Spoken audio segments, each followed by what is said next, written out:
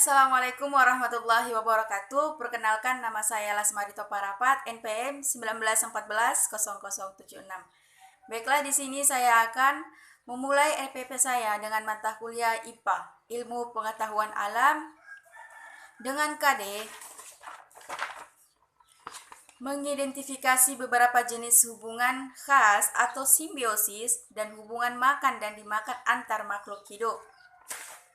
Sebelum itu, saya akan memulai RPP saya. Assalamualaikum warahmatullahi wabarakatuh. Ya, baiklah. Hari ini kita akan belajar IPA, Ilmu Pengetahuan Alam. Sebelum itu, ada baiknya kita sebelum memulai pelajaran itu dengan membaca doa. Dengan membaca doa agar pelajaran kita hari ini berjalan dengan lancar. Baiklah, sebelum kita memulai pelajaran, ada baiknya kita berdoa menurut agama dan kepercayaan kita masing-masing. Berdoa dimulai. Berdoa selesai. Apa kabarnya hari ini? Baik. Kabar dengan baik, dengan kita sudah berdoa, sudah menanyakan kabar, dan sebelum kita melanjutkan pelajaran kita, Ibu ingin mengabsen anak Ibu satu persatu. Jika disebut namanya, maka ajukan tangan ke atas. Oke? Yang dimulai dari Fitrah Nasution, Ria Aswita, Rani, Eka Maharani, Juliati. Baiklah, semua keadaan hadir dan sehat. Dan kita akan melanjutkan pelajaran kita minggu lalu. Maka kepada anak-anak Ibu, siapa yang masih ingat pelajaran kita minggu lalu? Sebelum kita memulai pelajaran sekarang. Siapa yang masih ingat? Iya, pelajaran kita minggu lalu tentang lingkungan sekitar. Dan pelajaran kita untuk hari ini adalah simbiosis. Apa itu simbiosis? Simbiosis parasitisme, simbiosis komensalisme, simbiosis mutualisme. Sebelum itu,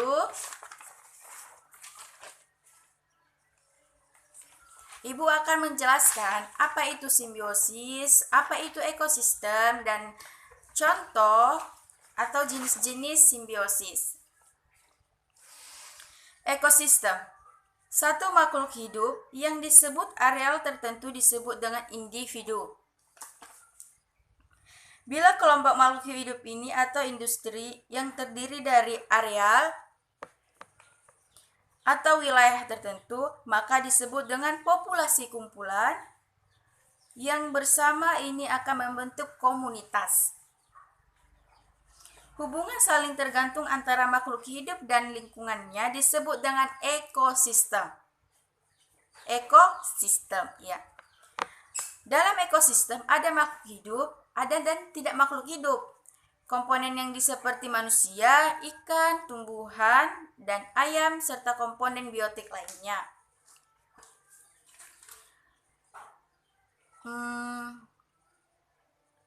Hubungan antar makhluk hidup dengan lingkungannya. Yang pertama, simbiosis. Apakah itu simbiosis?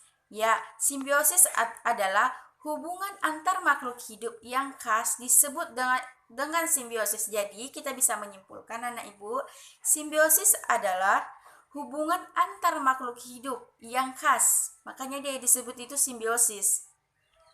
Dikenal juga 3 macam kehidupan simbiosis, yaitu simbiosis mutualisme, simbiosis komensalisme, simbiosis parasitisme. Yang pertama, Ibu akan menjelaskan apa itu simbiosis mutualisme. Ya, simbiosis mutualisme adalah hubungan antar dua jenis makhluk hidup yang saling menguntungkan. Contohnya itu hubungan serangga dan tumbuhan. Kenapa kita bilang hubungan serangga dan tumbuhan? Karena serangga seperti kupu-kupu, lebah, kumbang mengambil nektar dari bunga untuk makanannya sehingga membantu proses penyerbukan pada bunga. Yang kedua yaitu contohnya kerbau dengan burung jalak. Kenapa kita bilang kerbau dengan burung jalak? Karena serangga seperti kupu-kupu, lebah dan karena mendapatkan keuntungan berupa kutu sebagai makanan, sedangkan kerbau merasa nyaman karena tidak gatal jika ada burung jalak di tubuhnya pada saat itu. Satu lagi keuntungan yang diperoleh kerbau yaitu adanya peringatan akan bahaya. Burung jalak akan segera terbang jika ada ancaman. Yang ketiga yaitu kita bisa berikan contoh buaya dengan burung clover. Burung clover membersihkan kotoran dan sisa makanan di mulut buaya, sementara burung clover mendapatkan makanan. Yang keempat, kita bisa membuat contoh tumbuhan dengan cacing. Tumbuhan sangat terbantu oleh adanya cacing tanah yang membuat lubang-lubang di dalam tanah dan udara yang diperlukan tumbuhan menjadi lebih mudah menyerap dan diserap oleh akar. Yang kedua yaitu simbiosis komensalisme. Simbiosis komensalisme adalah hubungan yang tergantung antar makhluk hidup di mana satu pihak yang diuntungkan namun yang lain tidak merugikan. Contohnya itu ikan remora dengan ikan hiu. Kenapa kita bilang ikan remora dengan ikan hiu?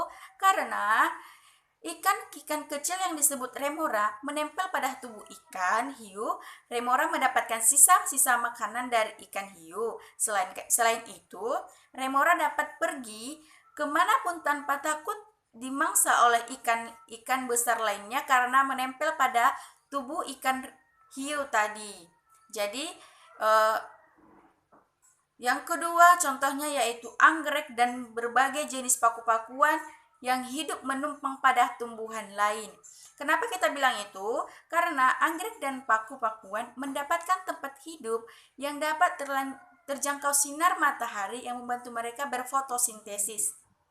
Tumbuhan yang diutamakan tidak menutup maupun menghalangi mereka untuk tumbuh. Jadi itulah dia namanya simbiosis komensalisme. Dan yang ketiga, simbiosis parasitisme. Kenapa kita bilang ada simbiosis parasitisme? Karena simbiosis parasitisme adalah hubungan yang tergantung yang hanya menguntungkan salah satu. Bukan dua-dua, ini hanya salah satu pihak. Kenapa kita bilang salah satu pihak? Ini contohnya. Benalu yang hidup di pohon inang. Kenapa kita bilang benalu yang hidup di pohon inang? Karena selain menumpang hidup, benalu juga mengambil makanan dari tumbuhan inang yang ditumpangnya. Karena itu merugikan. Yang kedua, yaitu tumbuhan tali putri yang menumpang pada tumbuhan lain. Kenapa kita bilang tumbuhan tali putri yang menumpang pada tumbuhan lain? Karena tumbuhan tali putri tidak bisa membuat makanan sendiri. Tumbuhan ini mengisap zat-zat makanan dari tumbuhan yang ditumpang sehingga menghambat pertumbuhan inang tersebut. Dan yang ketiga kita bisa buat contoh kutu kepala dengan kutu kepala manusia. Kenapa kita bilang itu? Karena kutu kepala dengan kulit manusia itu adalah jamur panu dengan kulit manusia. Kita pembagian ekosistem.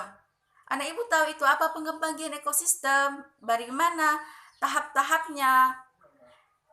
Baiklah, pada sebuah ekosistem terdapat banyak komponen. Jadi di ekosistem itu terdapat juga komponen. Yang pertama, produsen. Apa itu produsen? Semua tumbuhan hijau adalah produsen dalam sebuah ekosistem. Produsen yaitu penghasil. Produsen adalah penghasil.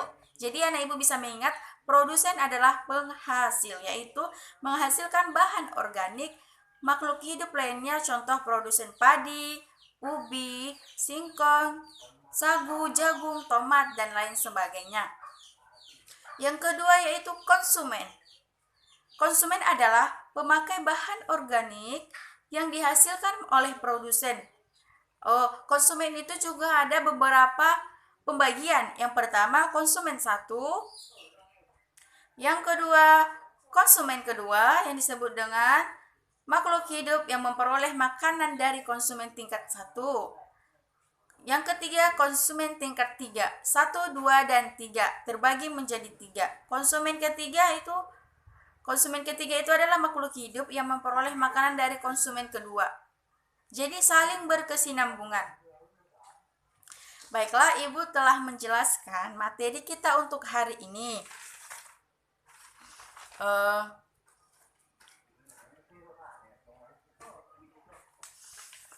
Kita sudah membahas materi kita untuk hari ini.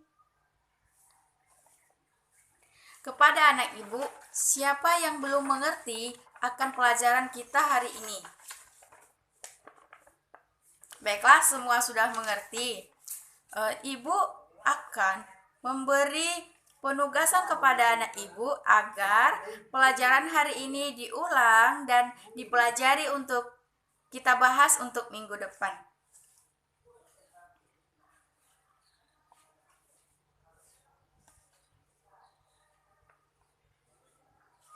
Baiklah, sekian pembelajaran kita untuk hari ini.